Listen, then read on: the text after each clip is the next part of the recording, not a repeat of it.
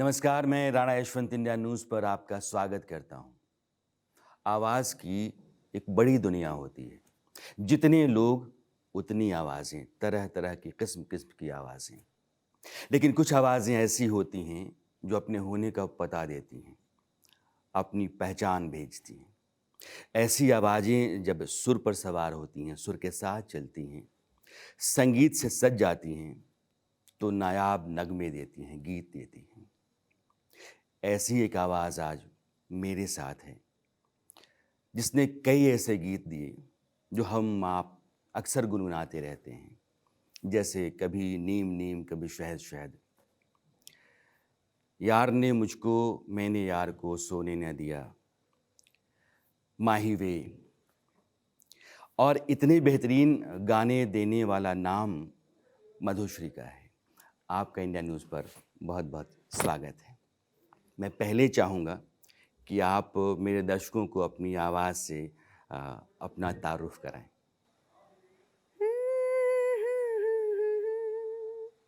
ना ना ना ना ना ना ना ना हुम हुमा हुमा हुम हुमा हुमा हुम हुमा हुमा हुम कभी नीम नीम कभी शहद शहद कभी नरम नरम कभी सख्त सख्त हमारा पिया मोरा पिया मोरा पिया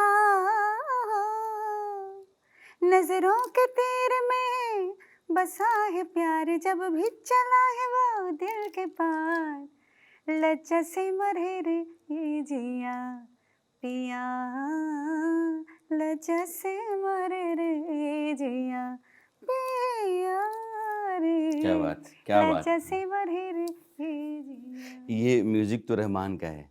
जी ये रहमान के साथ आप बहुत लंबे समय से काम कर रही हैं।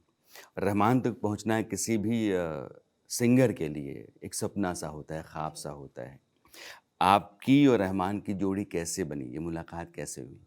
और उस वक्त म्यूज़िकल रियलिटी शो स्टार्ट हुआ था, इतना पॉपुलर नहीं था और मोबाइल का ज़माना नहीं था। हुँ, मैं आई एम टॉकिंग अबाउट 99। हुँ, तो बहुत मुश्किल था उन तक पहुंचना, बहुत कोशिश किया, नहीं मिला। तो एक दिन सुबह मैं एक जिंगल गाने के लिए गई थी बॉम्बे में, वर्ली स्टूडियो, वर्ली में, हाँ, 4D स्टूडियो में। हुँ, तो वहाँ पर जिंगल गाना तो 10 मिनट में हो गया। सुबह 10 बजे थे ऐसा कुछ। तो पता चला रहमान जी रात को आएंगे हुँ। और मैं उस वक्त एकदम से, मुझे इतना बॉम्बे के बारे में मालूमात नहीं था। तो मैं सोचती थी मैं फिर घर जाऊंगी फिर आऊंगी कैसे। तो दिन भर मैं स्टूडियो में बैठी थी रहमान जी को मिलने के लिए। और फिर रात 2 बजे रहमान जी आए। 2 बजे, सुबह 10 बजे से 2 बजे तक बैठी हूँ, कहीं नहीं गई ताकि मिस ना हो जाए। और रहमान जी आए थे इसलिए इतने सिंगर्स आ गए थे। मैं नाम नहीं बताऊंगी जो आजकल बहुत मशहूर है। तो वो सब सिंगर थे उनको सुनाने के लिए, वॉइस टेस्ट करने के लिए। तो मैं कहा, ब्रिज जी को मैंने कहा मैं कैसे अंदर जाऊं। तो उन्होंने, I was so thankful to Brij ji, he came and उन्होंने मुझे मिला दिया। और फिर रहमान जी को मैंने सुनाया। क्या तो सुना आपने? एक गाना है ना, लगान फिल्म का, हुँ, काली मेघा पानी तो बरसाओ। तो ये मैंने सुनाया उनको। तो सुनते उन्होंने कहा, are you a classical singer? तो मैंने कहा यस। तो can you sing some classical? और उस वक्त मुझे फिल्म इंडस्ट्री के बारे में कुछ मालूम नहीं था। तो मैंने कहा क्लासिकल तो मुझे because I am a classical singer, और उसमें विलंबित है, द्रुत है, बहुत 1 घंटे का गाना होता है। हुँ। तो 5 मिनट में मैं क्या सुनाऊँ? और हारमोनियम नहीं है, तानपुरा कुछ नहीं है। मैं अभी मैं सोचती ना मुझे हँसी आती है, मतलब कितना बेवकूफ़ थी मैं। तो कहा खाली आवाज़ में गाओ। तो मैंने गाया, आँखें मूंद के मैंने राग मारू बिहाग मैंने किया और आधे घंटे तक मैंने गाया। गाना ख़त्म हो जाने के बाद मैंने देखा, मैंने कहा अरे मैं तो ज़्यादा गा लिया। तो मैंने आई एम सॉरी। उन्होंने कहा नहीं नहीं इट्स ओके, इट्स ओके। तो मैंने पूछा कैसे लगा, ठीक गाया ना? तो कैसे, गुड गुड गुड। तो मुझे लगा अरे मुझे कल ही चांस मिल जाएगा, हुँ। लेकिन नहीं मिला। 1 साल बाद उन्होंने मुझे याद किया और वो साथिया फिल्म में नैना मिला के एक ठुमरी के लिए। अच्छा अच्छा, सुनाइएगा, नैना मिलाई के शानदार ठुमरी है। नैना मिलाई के मुझसे नैना, हाय झूठ कपट छल कीनी, झूठ कपट छल कीनी मुझसे नैना, मुझसे नैना मिलाए के, मुझसे नैना मिलाए के पलकों में बंद कर लेनी, पलकों में बंद कर लेनी। क्या बात है। ए आर रहमान और आपकी जोड़ी में ऐसे कितने गाने रहे जिनको आप मानती हैं कि बहुत बेहतरीन है, ऐसा कोई गाना नहीं है जो बेहतरीन नहीं है।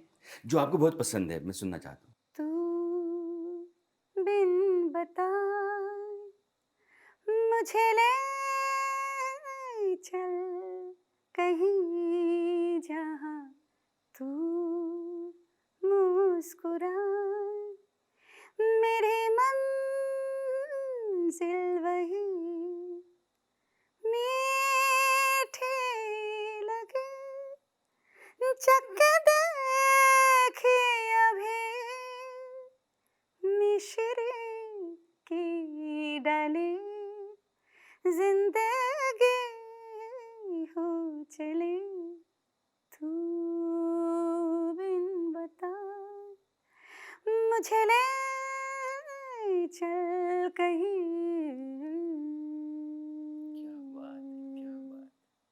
हर सिंगर का एक सपना होता है कि वो सिनेमा में गाए, बॉलीवुड में गाए, प्लेबैक सिंगर बने। मधुश्री को सिनेमा तक पहुंचने में कितने पापड़ बेलने पड़े, क्योंकि सबको बेलने पड़ते। बचपन से ही मैं चाहती थी मैं प्लेबैक सिंगर बनूं। मैं एक म्यूज़िकल फैमिली से आई हूँ। मेरे डैडी बहुत अच्छा गाते थे। मेरी मामी ने मुझे हारमोनियम सिखाया, तानपुरा से प्रैक्टिस करना सिखाया। घर में माहौल है क्लासिकल का, लेकिन मैं चुप चुप के रेडियो से फिल्मों का गाना सुनती थी। डैडी बहुत डांटते थे कि बिल्कुल नहीं चाहते थे मैं फिल्मी गाने सुन। जी। कॉलेज में जाती थी तो लता जी का गाना गाती थी। दोस्त बहुत पसंद करते थे। फिर after completing my master degree I got a job from ICCR, Suriname गई वहाँ पर, वो भी क्लासिकल सिखाने के लिए। ICCR से आपको सुरनाम भेजा गया जी म्यूजिक पढ़ाने के लिए। हाँ, as a music teacher cum performer. Suriname में गई क्लासिकल सिखाने में। क्या देखिए क्या किस्मत, वहाँ पर भी जो लोग आते थे वो लोग फिल्मी गाना सीखना चाहते थे। अच्छा। तो मैं एम्बेसडर जी को पूछती थी, जी सर क्या करूं, मैं तो क्लासिकल सिखाने आई हूँ, ये लोग लता जी का गाना, रफ़ी साहब के गाना, सुरनाम में भी हिंदी गाने चलते हैं। हाँ हिंदी गाना चलते हैं। अच्छा। तो गाते थे, दीदी जी आप ये रसिक बलमा मुझे सिखाइए। रसिक बलमा में तुम्हें ठीक से सुनाई नहीं कभी। तो उन्होंने कहा एक काम करो, हम लोग we came here to popularise our culture, तो किसी लोगों को तो आना चाहिए, कोई आएगा ही नहीं तो कैसे होगा, तुम क्लासिकली सिखाओ लेकिन फिल्मी गाना भी धीरे धीरे सिखाओ ताकि लोग उस अट्रैक्शन में आए। तो मैंने क्या किया, एक पूरा एक लिस्ट बनाया कौन कौन फिल्मी सॉन्ग कौन कौन राग के ऊपर है। तो उसके हिसाब से रसिक बलवा, भूप कल्याण, ये गाना भूपाली, ये भैरव करके सीखा। तो मैंने कहा देखो अगर आपको रसिक बलवा सीखना है तो आपको राग भूपाली कल्याणी सीखना है, पहले ये सीखो फिर मैं। तो कहा ठीक है आप वो गाना पहले गाइए। तो मैं लता जी का गाना सुन के सीख के उसको सिखाती थी, फिर क्लासिकल। तो जब करती थी तब वो कहती थी अरे वाह आपकी आवाज़ तो लता जी जैसे लगती है। तो मैंने कहा अरे वाह क्या बात है, तब लता जी के साथ कोई कुछ कह दे तो कोई भी सिंगर एकदम बात ही पंख लग जाते हैं। हालांकि लता जी है। तो उस वक्त आई वॉज वेरी यंग, तो लगा चलो ठीक है एक मौका मिला है, ये जॉब कंप्लीट हो जाने के बाद इंडिया जाके मैं प्लेबैक के लिए ट्राई करूँ। That is the inspiration I got from Suriname, और वही मुझे बॉम्बे में लेके आया। तो सूरीनाम से आप आ गई मुंबई। हाँ। ये कब समय होगा? ये 97 98। तो फिर आपको फिल्में कैसे मिली, किस आदमी से आप मिली, क्या संयोग बना कि आप फिल्मों तक आ गई? ये तो पूछिए मत। इतना मेहनत मैं अभी जब सोचती हूँ क्या क्या मैंने किया। मुझे लगता है कि अभी इस वक्त मैं नहीं कर सकती। उस वक्त एक जुनून था, लेकिन हमेशा मेरे मन में एक था कि चलो यहाँ पर अगर कुछ नहीं होगा, मैं फिर से दोबारा इसी शहर से कहीं जा सकती हूँ, कहीं सिखा सकती हूँ, मतलब एक बैकअप है। वो मुझे बहुत एक स्ट्रांगनेस था मेरे अंदर। और मेरे जो हस्बैंड अभी रवि जी, उस वक्त मेरे बहुत अच्छे क्लोज फ्रेंड थे, वो बहुत सपोर्ट करते थे जो मैं हूँ, कोई चिंता कहाँ नहीं। मिले हो? सुरीनाम में? उस सुरीनाम में। अच्छा। तो मैं बहुत स्ट्रगल किया। कुछ दिन बॉम्बे रहने के बाद मुझे लगा ये जगह ऐसा है, यहाँ पर नहीं रह पाऊंगी। फिर मैं चली गई हॉलैंड। वहाँ पर 3-4 महीने रहने के बाद मुझे ना फिर से एक बार ट्राई करूँ। एक बार जो बॉम्बे आ जाए वो कभी बॉम्बे नहीं छोड़ सकते। तो ऐसा कुछ मैंने सूरीनाम, अरे हॉलैंड, बॉम्बे करती रही, लोगों से मिलती रही, लेकिन सही म्यूज़िक डायरेक्टर तक मैं पहुँच नहीं पाई। मैंने एक एल्बम बनाया, एक रोमांटिक एल्बम, क्योंकि अपने आवाज़ में, अपने स्केल के हिसाब से रॉबी बादल जी को मैंने कहा आप कुछ कंपोज कीजिए मेरे हिसाब से। तो मैंने वो किया, एक वीडियो भी बनाया और फिर मैं वो जी म्यूज़िक को दिया। जी म्यूज़िक को पसंद आया, उन्होंने ले लिया और वो कैसेट एल्बम में सारे म्यूज़िक डायरेक्टर को पोस्ट भेजा। किसी ने जवाब नहीं दिया। जो फिल्मी दुनिया का जो स्टाइल है, तो अच्छा है, लेकिन सुनाई नहीं किसी ने। फिर सिर्फ जावेद साहब ने मुझे रिस्पांस दिया, जावेद अख्तर जी। तो उन्होंने मुझे राजेश रोशन के पास भेजा। और जावेद साहब का भी कहानी बताऊंगी, आप हंसेंगे। उन्होंने कहा तुम भेज दो सीडी। मैंने कहा नहीं, आप मेरे सामने एक बार सुन लीजिए, मैं रिएक्शन देखना चाहती थी कि। तो कहा ठीक है, आओ कैसेट लगाओ। तो कैसेट जब लगाए उन्होंने, तो अच्छा ठीक है, कब से आए हो यहाँ, मतलब एक होता है ना कि चलो ठीक, उनके पास 1000 कैसेट आते होंगे, टाइम कहाँ है। तो मजबूरी में मुझे बुलाया और फिर जब सुनने के बाद उन्होंने कहा अरे वाह, तुम्हारी आवाज़ तो सचमुच बहुत अच्छा है, एकदम क्लियर आवाज़ है, एकदम मेरे लिए एक कॉम्प्लीमेंट है, ऑस्कर है। उन्होंने कहा लता आशा जी का जो कॉम्बिनेशन होता है थोड़ा बहुत नज़र आता है उसमें, तो सुन के बहुत अच्छा लगता है। हालांकि दे आर लीजेंड। तो फिर राजेश रोशन को भेजा? उन्हें भेजा। राजेश जी ने कहा सुनाओ गाना। मैंने उनको सीडी सुनाया, तो कहा अच्छा ये तुमने गाया। तो मैं हंसू या रो कि मेरा सीडी। उन्होंने कहा तुमने। मैंने कहा सर, नहीं आजकल क्या मैंने सुना टेक्नोलॉजी में लोग थोड़ा सा आवाज़ को चेंज कर देते, यही गाना खाली आवाज़ में मुझे सुनाओ।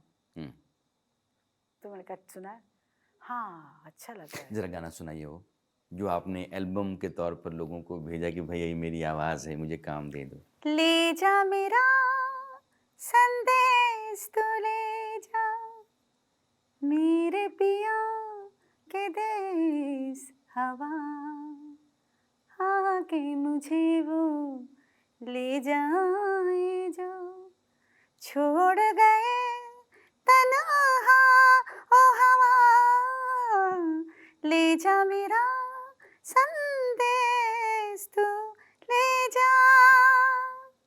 तो क्या कहा राजेश रोशन साहब ने? वो कहा जब आपने खाली सुनाया तो? हाँ तुम्हारी आवाज़ ही लग रहा है। मुझे बहुत हंसी आया, because he such a simple and. तो फिर आपको काम मिला? मिला। कौन सी फिल्म मिली? मोक्ष। एक गाना है आपका। एक दफ़ा क्या था कि मैं दिल्ली में ड्राइव कर रहा था, शाम हो गई थी, बारिश हल्की हल्की हो रही थी और वो अचानक एफएम पर गाना आया, यार ने मुझको मुझे यार ने सोने न दिया, बस प्यार किया प्यार किया प्यार ने सोने न दिया। इस गाने ने मुझे बहुत देर तक उस गाने को सुनने को मजबूर किया। मैं चाहूँगा एक बार ये गाना आप सुनाइएगा, फिर मैं आगे सवाल आपसे करूँ। यार को मैंने मुझे यार ने सोने न दिया, यार को मैंने मुझे यार ने सोने न दिया, प्यार ही प्यार किया है, प्यार ही प्यार किया, प्यार ने सोने न दिया, यार को मुझे यार ने सोने ना दिया। मैंने जितने आपके गाने सुने हैं, ज़्यादातर या तो जावेद साहब ने लिखे हैं, प्रसून जोशी ने लिखे हैं, स्वानंद किरकिरे ने लिखे हैं या इरशाद कामिल ने लिखे हैं। तो जो बेहतरीन कलम है गुलजार बॉलीवुड साहब की, भी लिखे, गुलजार साहब ने भी लिखे हैं। साथिया का गाना।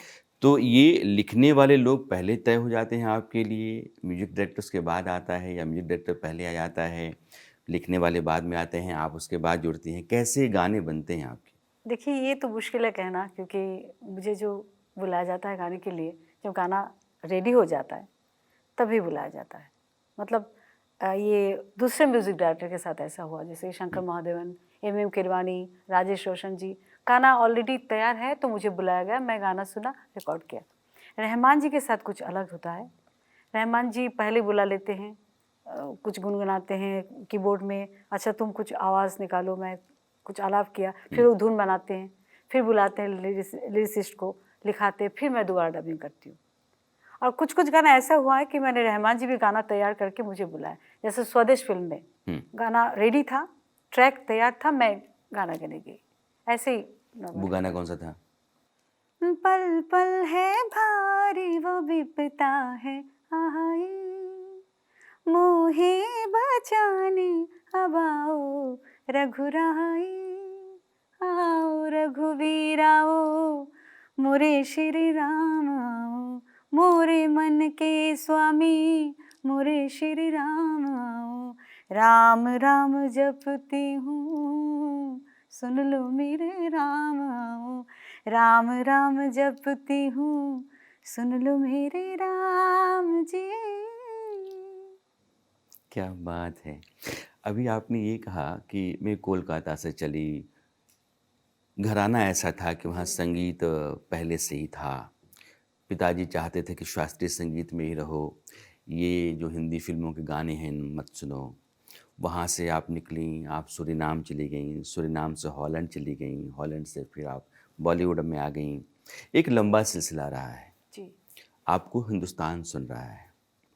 ऐसा लगता है कि संयोग से चीज़ें होती चली गईं और आपको सब मिलता चला गया और आप यहाँ पहुँच गईं। जी। लेकिन ज़िंदगी में जब पलट कर के आप देखती हैं तो ऐसे कौन-कौन से मोड़ आपको दिखते हैं जहाँ लगता था कि ज़िंदगी बिल्कुल ठहर सी गई है, अब यहाँ से आगे नहीं बढ़ेगी, और फिर वहाँ से कोई आया या कोई संयोग बना, आप निकल गईं, रास्ता आगे बनता चला गया? मैं हमेशा म्यूज़िक कंपटीशन में फर्स्ट आती थी, रेडियो कंपटीशन में फर्स्ट आई, मुझे नेशनल स्कॉलरशिप मिला, मैं यूनिवर्सिटी में फर्स्ट आई थी म्यूज़िक में, तो ही वॉज़ वेरी प्राउड।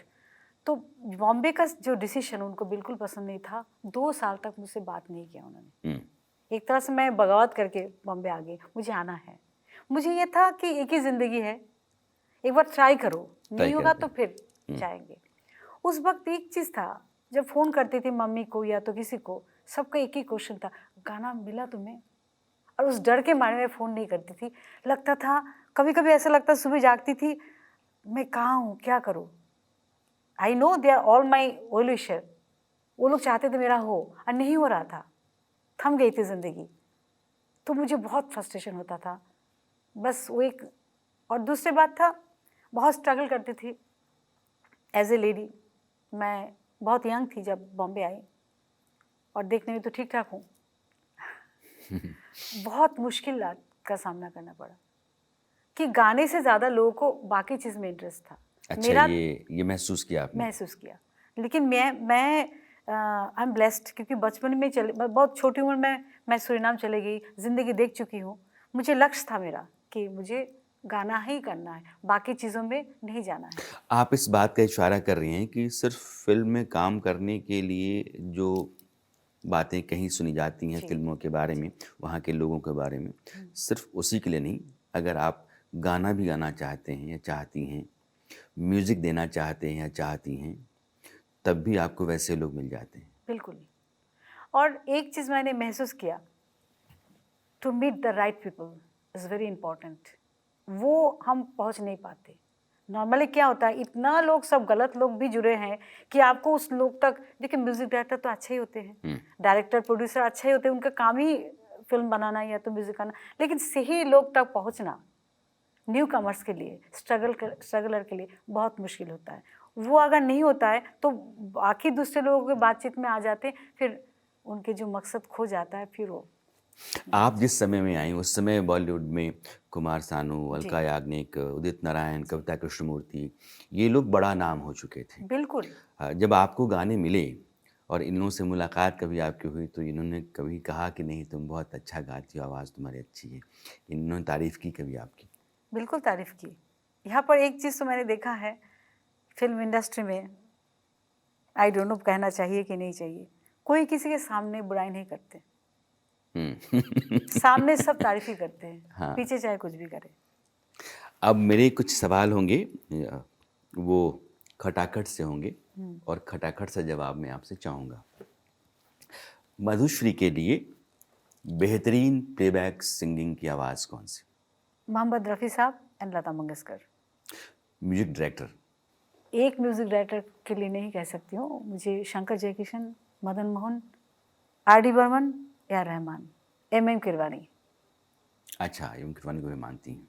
वैसे लोग जो ज़िंदगी में बहुत काम आए वक्त पे, हो सकता है कि उनका नाम बहुत बड़ा ना हो सकता है नाम बड़ा भी हो, वैसे एक दो लोगों को आप याद करना चाहेंगी जिन्होंने यहाँ तक पहुँचने में बहुत मदद की? सबसे पहले मेरे पेरेंट्स, पिता श्री अमरेंद्रनाथ भट्टाचार्य, माता ji Parvati Bhattacharya, because of them I am here. उसके बाद मेरा हस्बैंड रवि बादल। आप कई देशों में रहीं, जी, हिंदुस्तान में भी कोलकाता, मुंबई, बाकी शहरों में वो जाती रहती हैं, हॉलैंड, सूरीनाम, ऐसी जगह जो आपको बहुत पसंद है, खींचती है? सूरीनाम। सूरीनाम खींचता है। आप खाने में क्या पसंद करती हैं? बंगाली को पूछ रहे हैं आप? माछ अरे भात। बंगाली या माछ भात। कहा जाता है कि म्यूजिक के लोग बहुत सुबह उठते हैं। मधुश्री कब उठती हैं, जगती हैं और कब बिस्तर को जाती हैं?